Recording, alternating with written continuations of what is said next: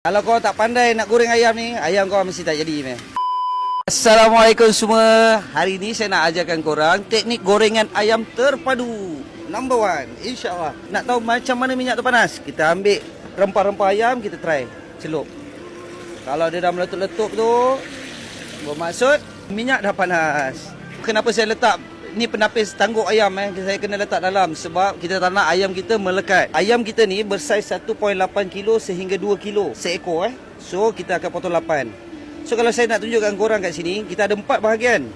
Peha, dada, gepak dan taik. Okey? Taik ni favorite orang ni. Kena masuk peha dulu. Jom saya tunjukkan. Bismillah. Setelah selesai peha, kita akan letak dada pula.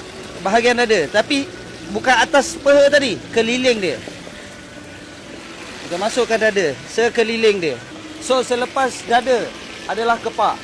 Dan kepak ni ada 2 bahagian, satu berkulit, satu bawah kulit. So kulit ni bahagian atas.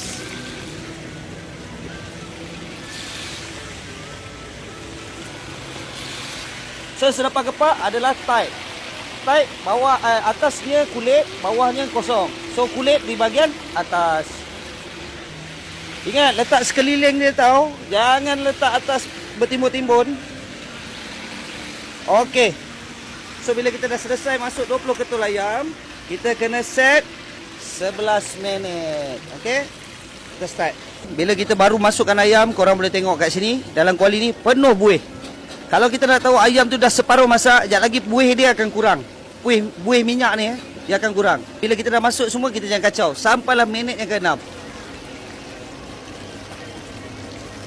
Ayam ni kita tak nak terlalu garing. Kita nak dia juicy. Nampak minyak pun lompat-lompat ni bermaksud ayam dah nak kena galing. Jom saya tunjukkan macam mana cara nak kacau ayam.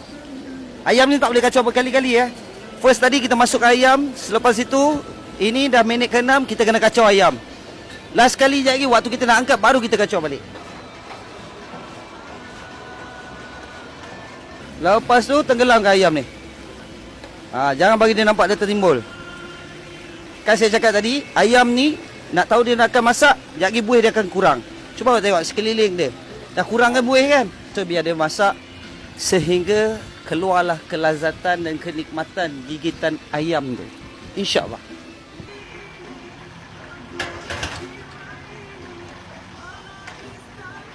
Alhamdulillah. Cantik kan? Jadi elok punya. Alhamdulillah.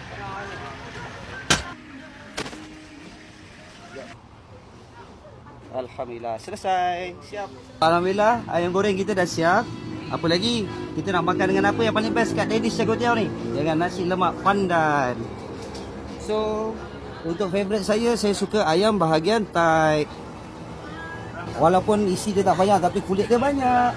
Dan korang kena tahu juga, ayam yang baru goreng tak boleh dipotong. Kalau dipotong, darah dalam tulang akan terkeluar. Sebab apa? Dia tak kering lagi. Bukan sebab dia tak masak tau, tapi sebab dia tak kering lagi.